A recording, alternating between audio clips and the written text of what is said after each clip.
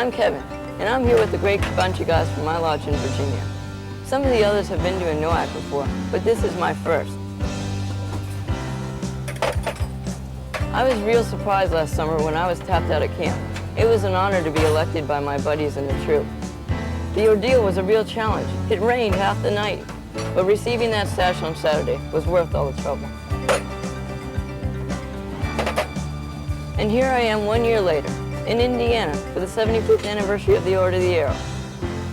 I even met the chief, that's the national chief, of the whole order, John Meckley.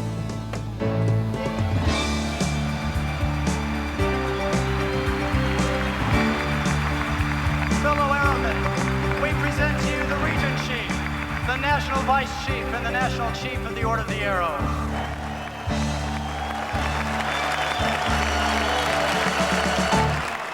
I'm convinced, not only do we have the largest group of airmen ever assembled for a national conference, but we have the most enthusiastic group ever present in our 75-year history.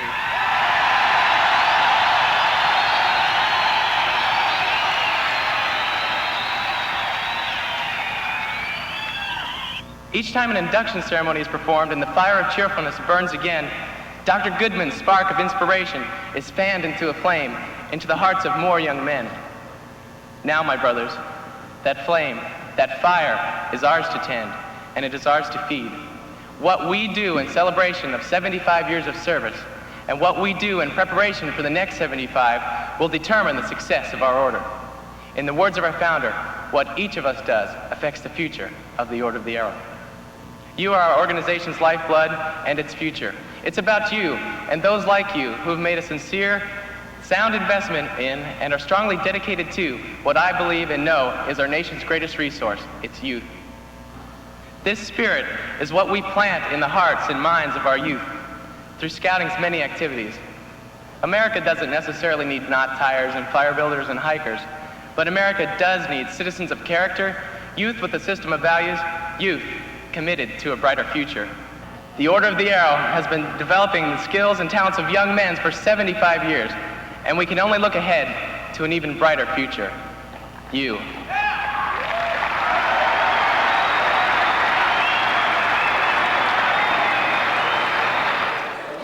This week, let's explore something new about the Order, about others, about ourselves.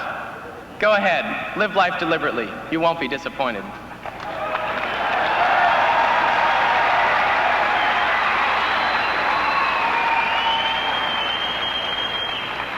This week, we celebrate a proud tradition of 75 years together. But more than that, we celebrate life. The Order of the Arrow is not merely a sash to wear. It is a life to live. Now, my brothers, let's live it. Happy birthday.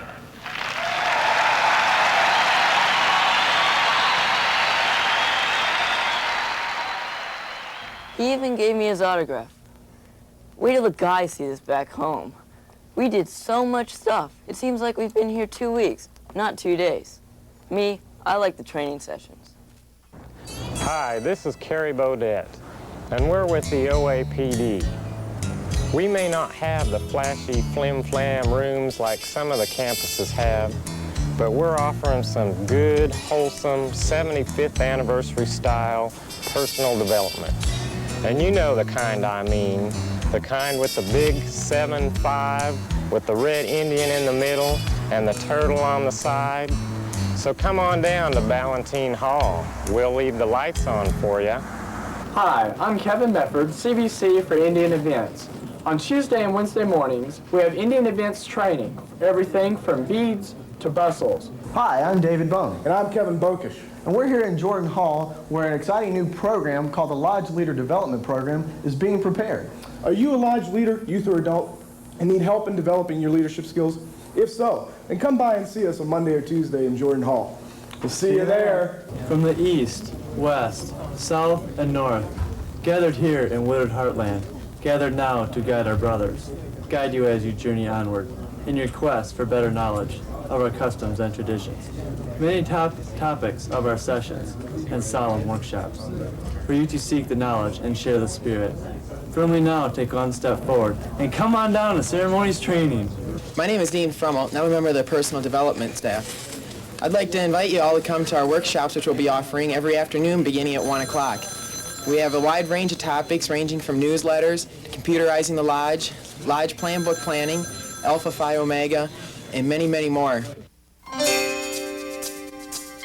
What we try to do is teach new things, teach new ideas for these guys to go back to the lodge and use. Bring all the older guys that just didn't get as much out of OA that we are since we're here. Try to bring them back into the lodge so it'll be fun for them. Just be cheerful at all times, even in the midst of irksome tasks and weighty responsibilities. Makes it so, I mean, you have to be a certain way and you have to be motivated to see these guys around here. Make sure they're happy and make sure they're motivated to go out and do things. Well, the OA has kept me in the scouting program a lot. I mean, the things that the OA does, it keeps you motivated so you want to go out and stay in your troop, you want to stay in scouting even if after you're older.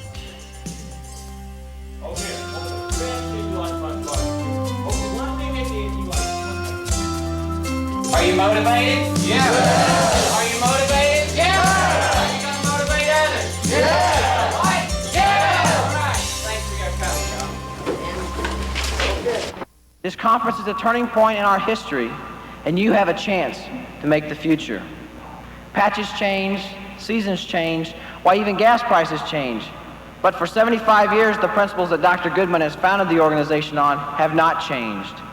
So get ready to grow these next 3 days in leadership opportunities and in your own personal abilities. Thank you very much.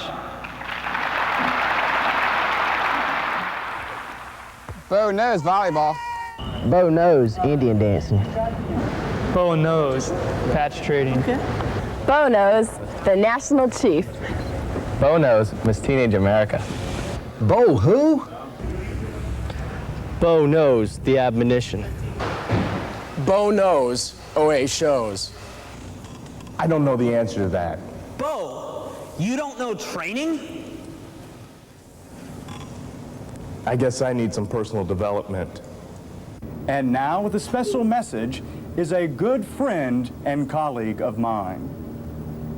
Hello, I'm Tom Brokaw, NBC News in New York, and I want to offer my welcome and congratulations to all of you who are there at the National Order of the Arrow Conference.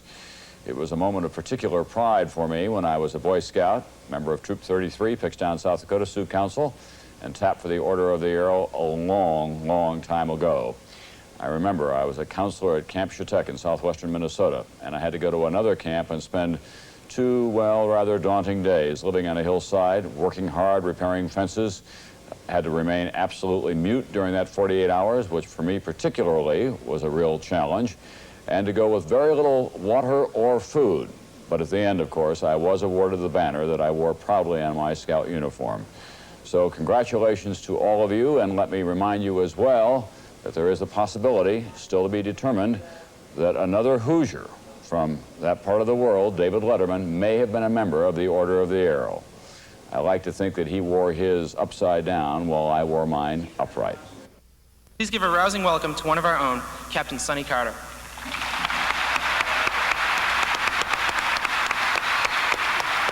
You have been selected by your peers, your non-members, to represent them. What higher honor can be paid? Need it be told to you more than once that you bear the responsibility for your future and theirs. From this room will come leaders of the future. There is no mistake about it. If you doubt it, wait and see. People who are sitting beside you, 2 rows down, will be leaders of this country. There is no doubt about it. Baseball, though I love it dearly, will not produce those leaders. The Order of the Arrow and the Boy Scouts of America will.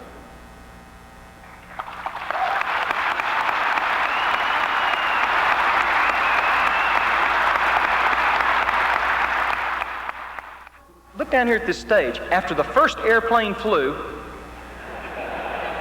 from the top, what happened then? The imagination of the American came out. The challenge to do what? To prove all the drag coefficients that have ever been created wrong and get an airplane from up there to down here.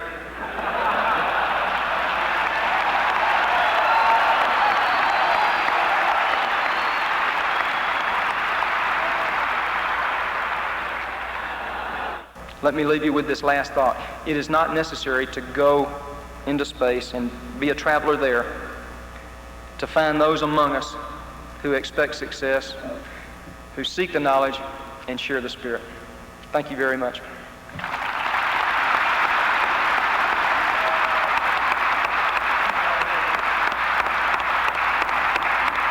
Not bad, huh, guys? Yeah.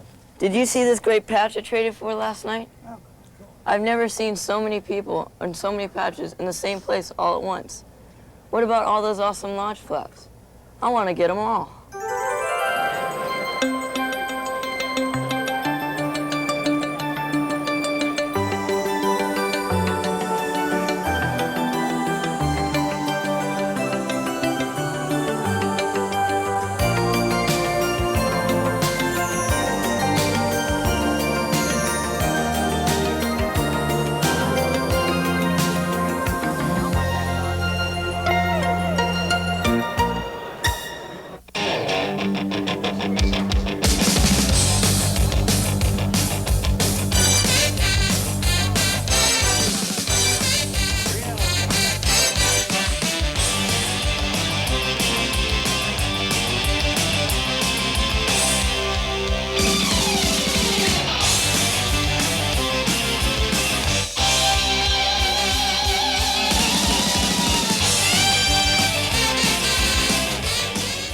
Not too shabby, huh, guys?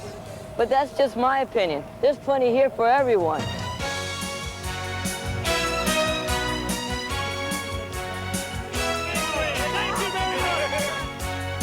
Hi, Airman. Tony Stein, National Vice Chief. Joy the Air to me has meant great learning experiences throughout the years, and it's a great honor for me to be a part of this great organization. Dr. Goodman and Carol Hudson founded the organization on 3 basic principles. And I'm honored to be a part of this organization and have served you through this year.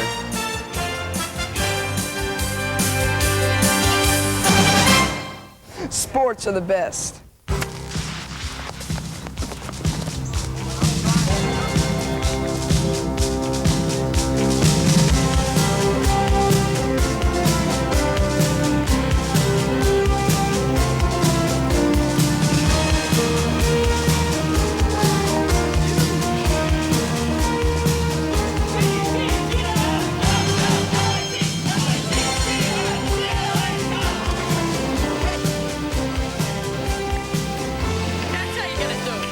The skills you learn from being around people, from seeing the lodge officers and the regional officers, and seeing how they use their skills, and you just copy them. They're not trying to teach you to be, to hammer in tent stakes or make tents in 6 strokes or anything, but they're here to teach you about leadership.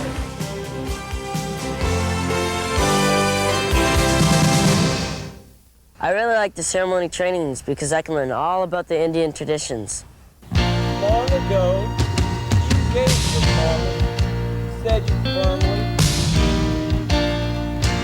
on my honor, I'll do my best, I'll do my best. Friend, the one who showed you, who among you now is ready? Who will go upon this journey?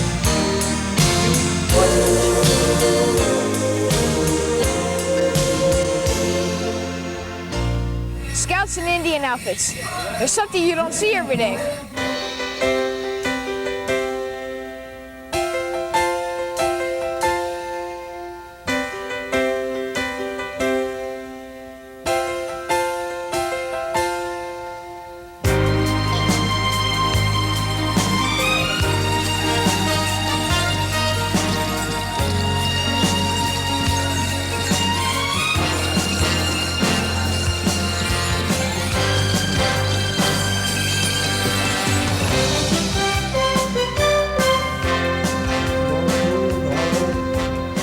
The Indian lore involved in the OA. Learned about the Indians that lived in my area and their clothing, how they lived.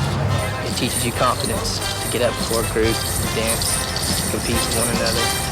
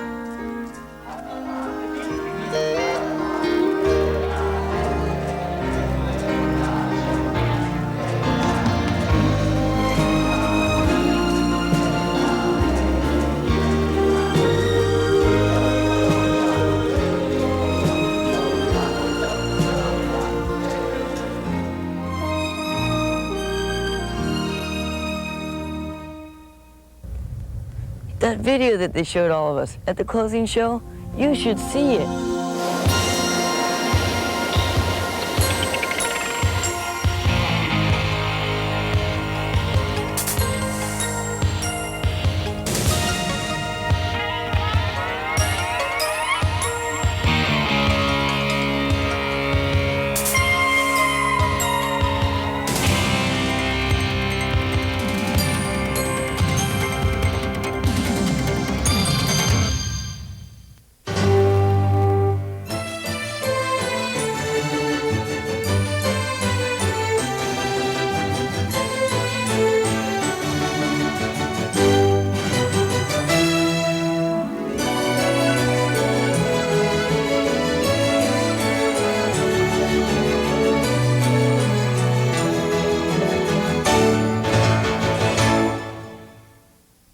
The 5 shows, the only time they got all 7,000 of us together at once. From opening to closing, they helped us better understand the conference theme. Seek the knowledge, share the spirit.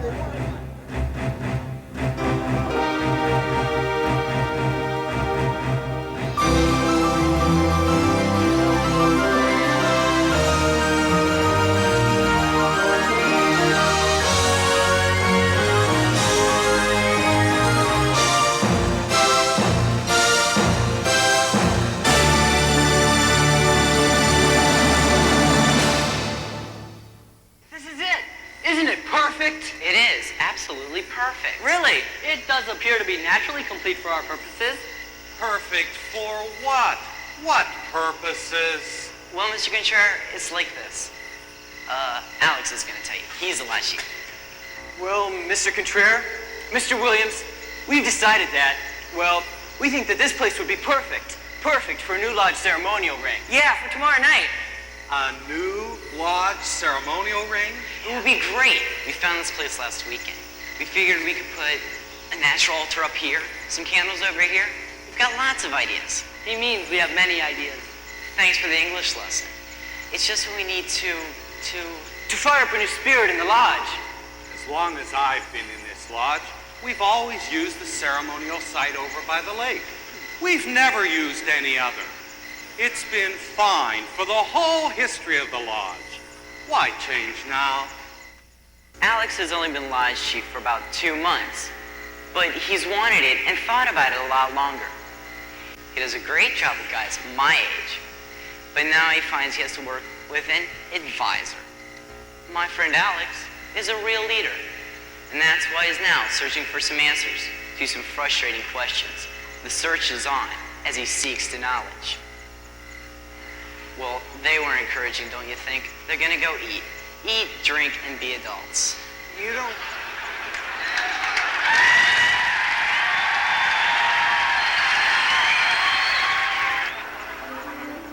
Shouldn't you listen to Mr. Contreras? He seemed really against changing the ceremonial site. Shouldn't you listen to the people who elected you? Shouldn't you listen to your friends? Should you not listen to yourself? The rocks of the forest are forever gray. They are solid, learned, and knowing. But you are seen as the green, new spring leaf, fresh and young. But now, young leaf, you sense a change of the seasons. You wish to fall from the tree and join others on the forest floor. But are you ready? Will others accept you? Do you fit in? If now is the time for you to seek such a foothold on the forest floor, a vision will tell you. To seek the vision, to take the quest, one must rid oneself of worldly possessions and material things, where only a robe, breechcloth, and moccasins. Clothed thus, the seeker goes to the top of a high place where others are not likely to intrude. There, he should clear a space on the ground of every living and growing thing, sufficiently large enough for him to sit or lie upon. But before entering that cleared space, he should invoke the four winds, that they might not bring inclement weather, and might heed his prayers. Upon invoking the four winds, he may enter the cleared space, and remain upon it until he has a vision, or is convinced that he will have none. No more!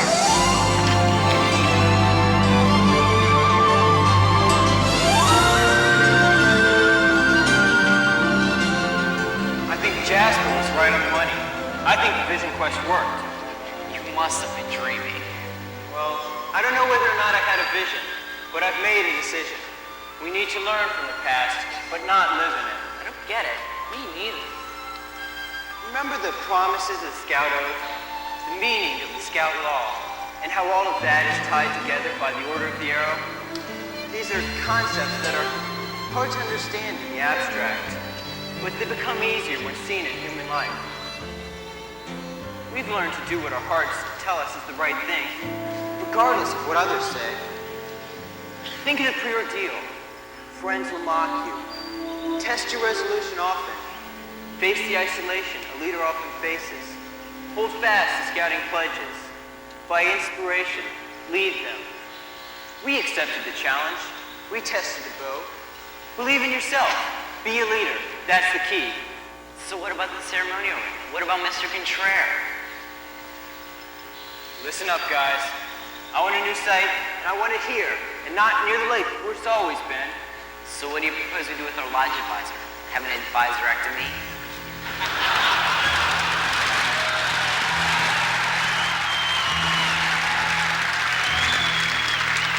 I just have to hope you understand. He took the same ordeal we did. He's in the same brotherhood of cheerful service. He tested the bow, just like us. I know he'll understand. He just has to. Say the word, Alex. Chad, get the guys. Nathan, Jim, let's lay out where we want things. And Jasper, wherever you are, thanks. We're gonna leave this bow here for you. Jasper, this bow's for you. It's hard to decide who's right here. Maybe there is no right or wrong. I mean, Mr. Contreras means well. He's a lot like my scoutmaster. Alex just thinks he's got to learn to let go. I mean, so what if we fail? The trick is not to make the same mistake twice. Alex? Alex, could you come over here for a minute? Oh, God. Here he comes. Stand tall, Alex. We're behind you. Way back here behind these rocks.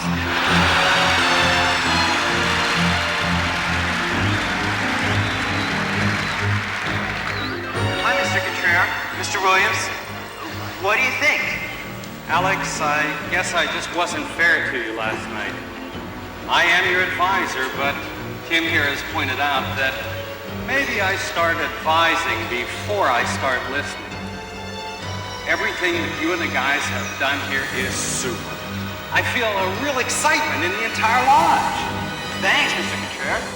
Think how wonderful it is to be alive in this century, yet also able to experience the sacred traditions from the past, and to know that nature still responds to her 20th century children by giving them signs and visions, and a sense of peace, and the ability to seek the knowledge, the strength to share the spirit. I went to the woods because I wish to live deliberately, to front only the essential facts of life, and see if I could not learn what it had to teach, and not, when I came to die, discover that I had not lived. In this hand, I hold a pen. It's a simple invention used by millions of people, but this one is in my hand, and the words that it will write don't depend on it, but on me. In the hands of Catherine Lee Bates, this simple pen would have had the power to write the words of America the Beautiful. In the hands of Robert Baden-Powell, this pen would have had the power to write the precepts of the Boy Scouts of America.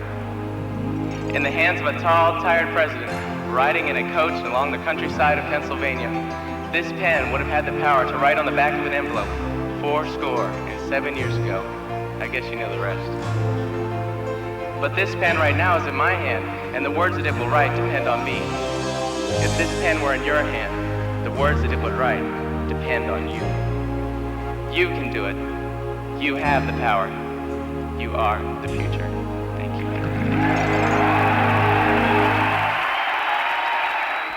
Well, it's been a great week. Too bad I have to go. But I'm out of here.